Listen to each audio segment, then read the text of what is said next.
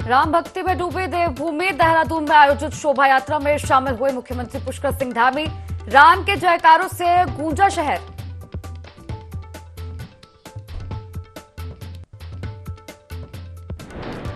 असम के लखीमपुर में भारत जोड़ो न्याय यात्रा पर हुए हमले के खिलाफ कांग्रेस का प्रदर्शन। प्रदेश अध्यक्ष करण माहरा के निर्देश पर सभी जिलों में कांग्रेस पार्टी ने किया विरोध। भाजपा सरकार का किया पुतला दहन।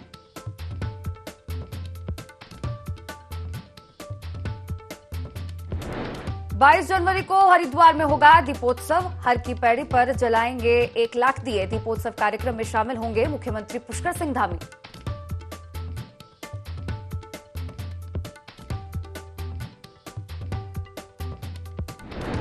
प्राण प्रतिष्ठा के ऐतिहासिक अवसर पर धामी सरकार ने लिया बड़ा फैसला।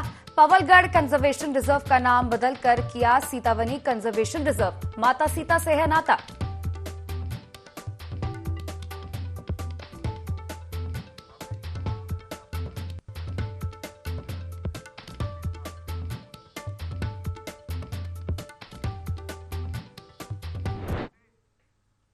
नमस्कार, देवभूमि लाइव में आप सभी का बहुत स्वागत है और मैं हूं आपके साथ तिशा। अब सीधे देहरादून का रुख कर लेते हैं, जहां पर भव्य शोभा कलश यात्रा निकाली गई, जहां पर मुख्यमंत्री पुष्कर सिंह धामी मौजूद थे।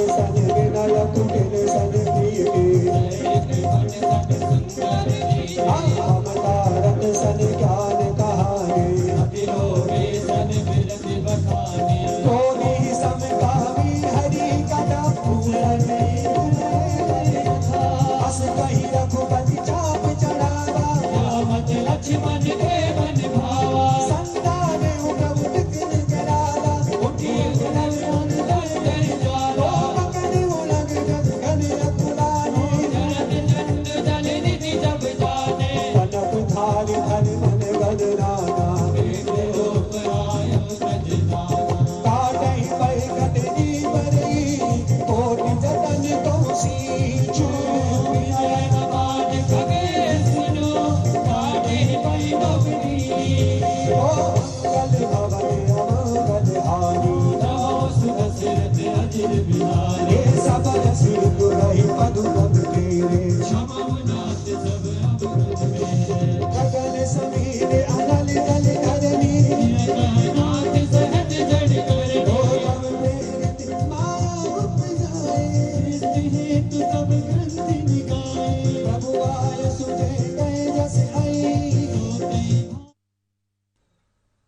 चलिए अब खबरों में आगे बढ़ेंगे। प्रदेश की धामी सरकार ने आगामी बजट के लिए तैयारियां शुरू कर दी हैं। इसी क्रम में देहरादून स्थित मुख्यमंत्री आवास के मुख्य सेवक सदन में बजट से पहले संवाद कार्यक्रम का आयोजन किया गया, जिसमें मुख्यमंत्री पुष्कर सिंह धामी शामिल हुए, जहां उद्योग जगत से जुड़े तमाम लोगों ने बजट के संबंध में सुझाव दिए। वहीं सीएम धामी ने सभी का आभार व्यक्त किया। साथ ही साथ बजट को जनता के सुझाव और जनभावनाओं के अनुरूप बनाए जाने की बात भी कही और जनता की आकांक्षाओं को बेहतर ढंग से समझने के लिए जनसंवाद किया।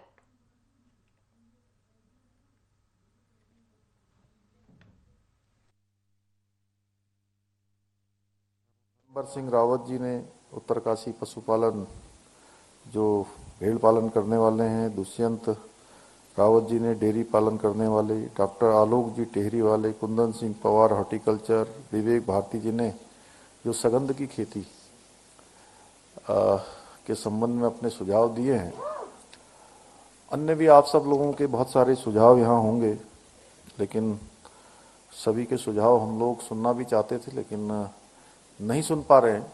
जिनके नहीं सुन पा रहे हैं उनको मैंने पहले भी कहा, फिर दोहरा रहा हूँ कि आप सबके बहुमूल्य सुझाव हमारे लिए बहुत आगे का हमारा मार्ग प्रशस्त करेंगे। इसलिए आप सभी लोग अपने सुझाव आगे भी दे सकते हैं।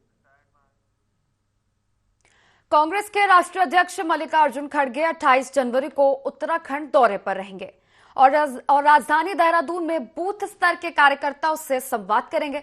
आपको बता दें कि लोकसभा चुनाव से पहले कांग्रेस राष्ट्रीय अध्यक्ष का दौरा प्रदेश कांग्रेस काफी अहम मान रही है। नेता प्रतिपक्ष यशपाल आर्य ने दौरे की जानकारी देते हुए बताया कि राष्ट्रीय अध्यक्ष कांग्रेस नेताओं और कार्यकर्ताओं से संवाद कर उनमें जोश भरेंगे। साथ ही साथ किसानों को उनकी फसल का उचित दाम नहीं मिलने की बात कही। वहीं बेरोजगारी के मुद्दे पर भी प्रदेश सरकार पर निशाना साधा।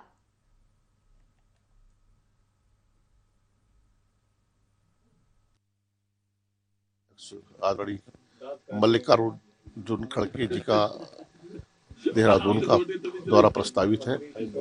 इसमें वो कार्यकर्ताओं से, वरिष्ठ नेताओं से, हमारे सहयोगी साथियों से विमर्श करेंगे और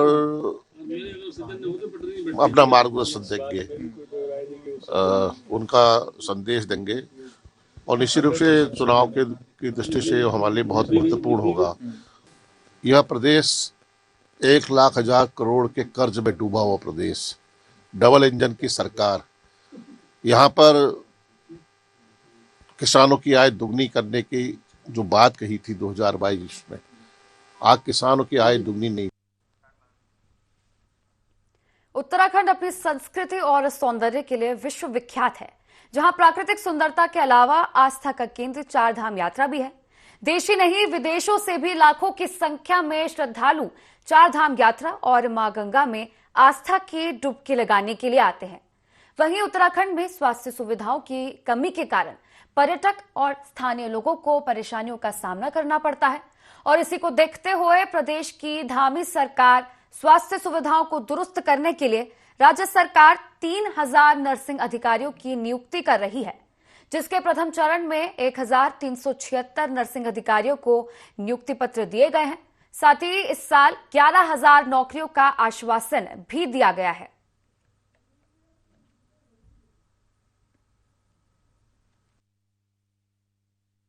प्रदेश में हम 3,000 नर्सिंग अधिकारियों की नियुक्ति कर रहे हैं। प्रथम चरण में भी लगभग 1,376 लोगों को हमने नियुक्ति पत्र भी दिए हैं और सबको वर्षवार नौकरी दे रहे हैं। हर प्रकार का जो बैकलॉग था वो भी अब हमारे राज्य सरकार ने पूरा कर दिया है और मैं कह सकता हूं कि इस साल पूरे प्रदेश में हम 11,000 लोगों को स्वास्थ्य विभाग में नौकरी दे रहे हैं। लक्सर क्षेत्र में प्रतिबंध के बावजूद अवैध खनन की गतिविधियां थमने का नाम नहीं ले रही। लक्सर तहसीलदार प्रताप सिंह चौहान के मुताबिक रात्रि में क्षेत्र में अवैध खनन की सूचना प्राप्त हुई थी, जिसका संज्ञान लेकर तत्काल सड़कों पर अभियान चलाया गया। अब इस दौरान एथल के पास अवैध खनन सामग्री से भरी 5 ट्रैक्टर ट्रॉलियों को अपने कब्जे में लेकर सीज किया गया। साथ ही लेखपाल के जरिए खनन सामग्री की माप सुनिश्चित कराई जा रही है, जिसकी एक रिपोर्ट तैयार कर उच्च अधिकारियों को भेजी जाएगी।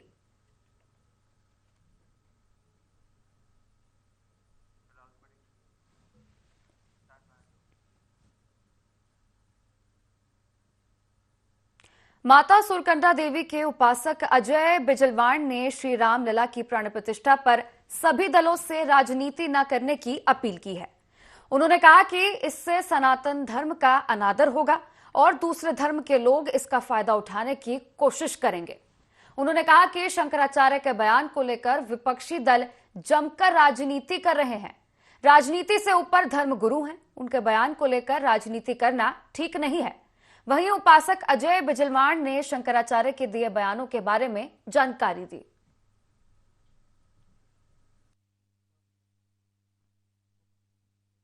है आश्चर्य का विषय इस प्रकार से है कि अपने ही धर्म के लोग आपस में जो है इस प्रकार से मतभेद कर रहे हैं। अरे महाराज, ये थोड़ा सा जो है गंभीर सोचने का विषय है कि आप लोग ऐसा ना कीजिए, क्योंकि इसके कारण अन्यत्र जो धर्म के लोग होंगे वो इस चीज का फायदा अवश्य उठाएंगे। इस चीज पर विषय करने का, गौर करने का एक अवसर है कि आप लोग ये सही कर रहे हो या गलत कर रहे हो। आप किसी संत के ऊपर बंदूक रखकर अपनी रोटियां सेक रहे हो। शंकर भगवान साक्षात शंकराचार्य के रूप में यहाँ अवतरण हुए हैं और चारों पीठों में विद्यमान है। उन चारों पीठों का सम्मान होना चाहिए, सत्कार होना चाहिए। उनके पीछे अपनी राजनीतिक दल की रोटियां न। अयोध्या में होने वाली प्रभु श्री राम मंदिर की प्राण प्रतिष्ठा के शुभ अवसर पर विकासनगर में भव्य शोभा यात्रा निकाली गई। यह आयोजन पवित्र गीता भवन द्वारा आयोजित किया गया। इस दौरान भगवान राम दरबार की पालकी और बजरंग बली के शीश पर भगवान राम और शिव की दिव्य मूर्तियों वाला मुकुट सभी लोगों के आकर्षण का केंद्र बन गया। इस यात्रा में विकासनगर विधायक मुन्ना सिंह चौहान सहित सैकड़ों की संख्या में लोग मौजूद रहे। इस मौके पर विकासनगर विधायक मुन्ना सिंह चौहान ने कहा कि अयोध्या में होने वाली प्रभु श्री राम की प्राण प्रतिष्ठा का लाइव प्रसारण 50 देशों में होने जा रहा है। सनातन धर्म में ही नहीं बल्कि दूसरे धर्मों के लोग भी अब इस विचार करने लगे हैं कि वास्तव में विश्व का कल्याण प्रभु श्री राम के आदर्शों पर चलकर ही हो सकता है।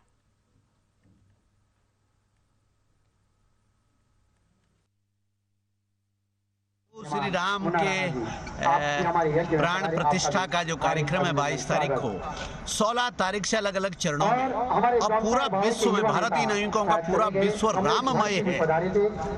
50 से ज्यादा देशों में प्रभु श्री राम के प्राण प्रतिष्ठा, अयोध्या मंदिर में प्राण प्रतिष्ठा का कार्यक्रम का लाइव प्रसारण होने जा रहा है। और पूरा सनातन के अंदर, पूरा देश के अंदर, यहाँ तक कि दूसरे धर्मावलंबी भी अब इस विचार पर आ गए हैं कि वास्तव में विश्व का कल्याण प्रभु श्री राम के आदर्शों पर चल के ही हो सकता है। अयोध्या में रामलला की प्राण प्रतिष्ठा को लेकर पूरे देश में उत्साह है। हरिद्वार में भी इसका खासा असर देखने को मिल रहा है। हर की पौड़ी पर गंगा सभा ने विशाल धर्म ध्वजा की स्थापना की। बता दें कि 22 जनवरी के लिए गंगा सभा ने विशेष तैयारियां की हैं। हर की पौड़ी पर दीपों के साथ उत्सव मनाया जाएगा, जिसमें सीएम पुष्कर सिंह धामी भी प्रतिभाग करेंगे।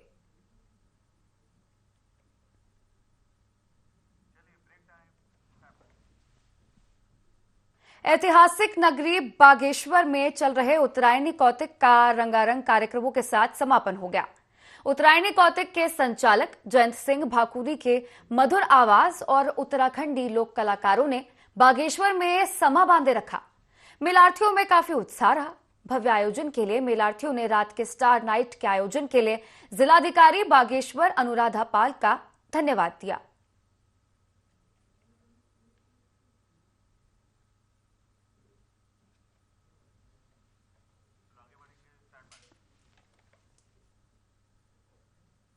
शहर का बड़ा अस्पताल होने के कारण दूर मेडिकल कॉलेज अस्पताल में दूर दराज के क्षेत्र से भी प्रसव के लिए महिलाएं आती हैं। इसको लेकर धनंजय डोभाल ने कहा कि हमने गायनी विभाग से बीते कुछ महीनों का डाटा मंगाया है और ऐसा देखने में आया है कि अक्सर पेरीफेरी अस्पताल सामान्य डिलीवरी वालों को भी यहां रेफर कर देते हैं, जिससे क्रिटिकल डिलीवरी वाली महिलाओं को परेशानी का सामना करना पड़ता है। अब इसको लेकर पूर्व में भी हमने सीएमओ को पत्र लिखा, जिसमें कहा गया कि सामान्य डिलीवरी वालों को अनावश्यक यहां रेफर ना किया जाए, क्योंकि इससे गंभीर प्रसव वाली महिलाओं को बेड उपलब्ध होने में परेशानियां आती हैं।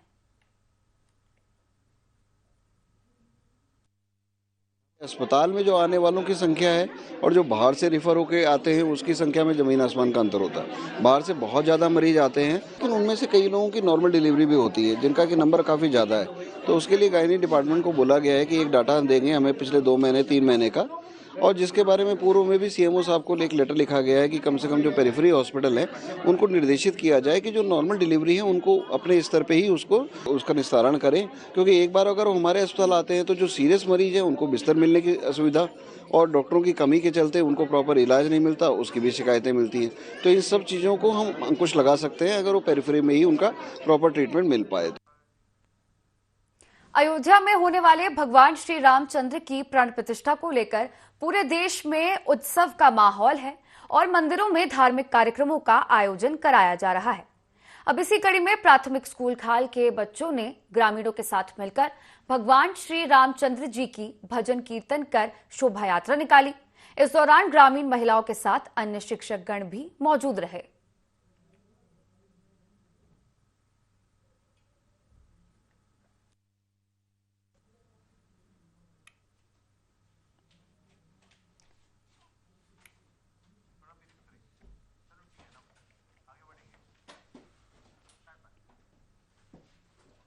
अयोध्या में 22 जनवरी को होने वाली प्रभु राम की प्राण प्रतिष्ठा को लेकर लोगों में काफी उत्साह है। देवभूमि उत्तराखंड में इसके लिए भव्य तैयारियां की गई हैं। बीजेपी नेता रविंद्र जुगरान ने कहा कि उत्तराखंड में 22 जनवरी के लिए भव्य तैयारियां की गई हैं। जगह जगह भव्य शोभा यात्रा निकालने के साथ ही मंदिरों में भजन कीर्तन, विशेष पूजा अर्चना के साथ ही तमाम धार्मिक कार्यक्रम किए जाएंगे। 22 जनवरी को उत्तराखंड में दीपावली जैसा माहौल होगा। पार्टी के सभी कार्यकर्ताओं को अपने अपने घरों में दीप जलाने के निर्देश दिए गए हैं।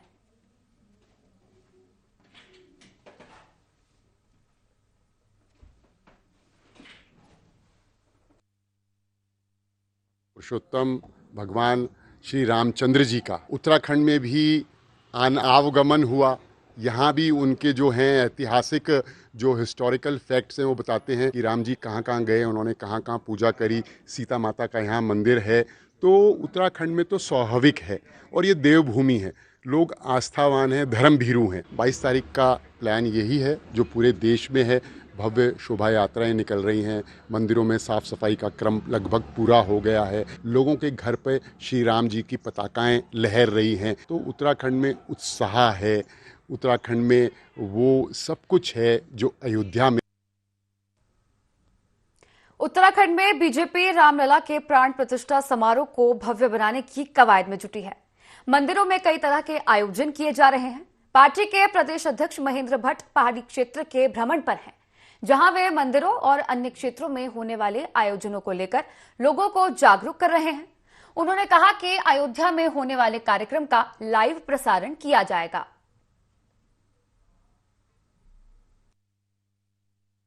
अयोध्या में भव्यतम मंदिर में प्राण प्रतिष्ठा भगवान श्री राम की होने वाली है। उत्तराखंड पूरा देवी देवताओं का क्षेत्र है और हमने तय किया है कि हर क्षेत्र के हर मंदिर में 14 से 22 तक स्वच्छता के कार्यक्रम चलेंगे।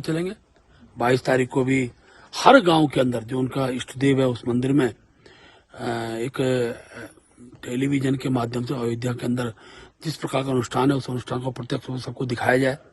जब अयोध्या में आरती हो तो उस आरती में या उस मंदिर में भी आरती हो जहाँ पर वो दिखाया जा रहा है, भोग लगे और भजन कीर्तन के कार्यक्रम प्रातःकाल से जगह सब मंदिरों में चलेंगे।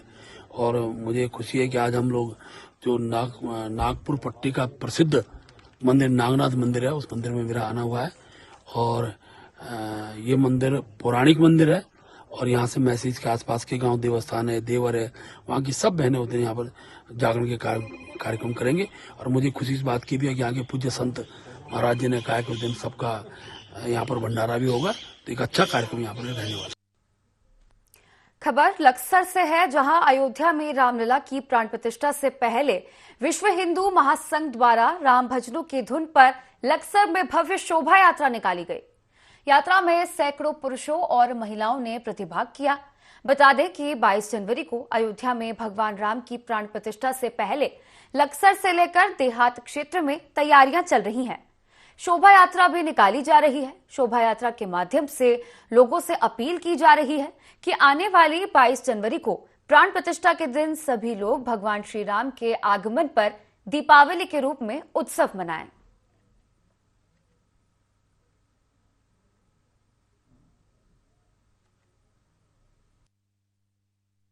हमारे बच्चे बच्चे में राम है, गली मोहल्ले अयोध्या बना हुआ है और हर वर्ग के लोगों को इस बात की बहुत खुशी हुई है। जो युगों से हमें इंतजार था और 22 तारीख को वो पूरा है और इसी के साथ मैं पूरे देशवासियों को बधाई देती हूँ कि अयोध्या में श्री राम मंदिर बन रहा है।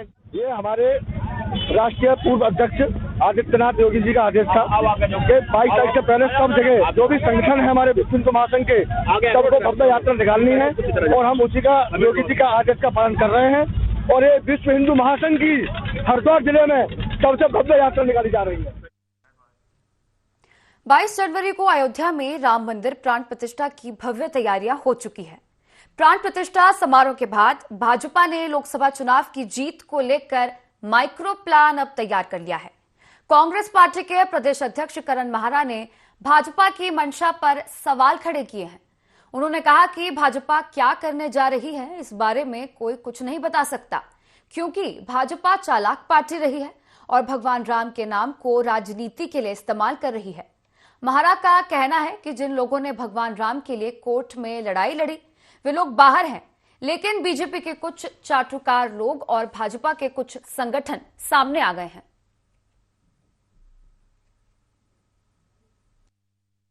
बीजेपी क्या करेगी क्या नहीं करेगी कोई प्रिज्यूम नहीं कर सकता है, क्योंकि ये बड़ी चालाक पार्टी है और भगवान राम का इस्तेमाल राजनीति में कर रही है। हालांकि राम की जो मर्यादाएं हैं उनसे इनका दूर दूर तक कोई लेना देना कोई रिश्ता नहीं है। शंकराचार्यों की जो शंकाएं हैं वो यूं ही नहीं है। जिन्होंने पूरे रामलला की लड़ाई को लड़ा, कोर्ट में लड़ा, हुआ सारे बाहर हैं और बीजेपी से जुड़े हुए कुछ चाटुकार लोग और बीजेपी से जुड़े हुए कुछ संगठन इसमें आगे आ गए हैं। जो हकीकत है वो लोग बाहर हैं। जिन्होंने कोर्ट में पैरवी की, जिन्होंने आंदोलन चलाया, वो सभी लोग तो आज बाहर हैं। तो ये सब चीज़ लोग देख रहे हैं और जो अभी नहीं भी देख पा रहे हैं उनको आने वाले समय में पता चल जाएगा। कोटद्वार में स्वच्छ तीर्थ अभियान चलाया जा रहा है, जिसके तहत विधानसभा अध्यक्ष ऋतु खंडूरी ने काली मंदिर परिसर में सफाई की। इस मौके पर उन्होंने कहा कि जिस प्रकार से हम अपने घर को साफ रखते हैं उसी प्रकार से हमें मंदिरों को भी साफ रखना चाहिए।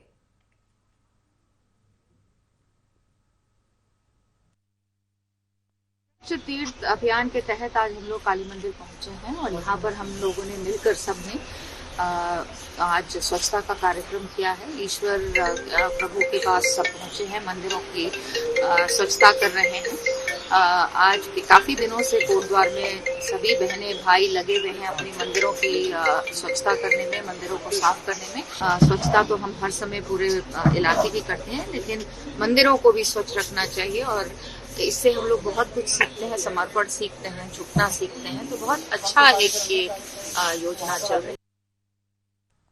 तो इसी के साथ देवभूमि लाइव में फिलहाल इतना ही। आप बने रहिए IND 24 के साथ। नमस्कार।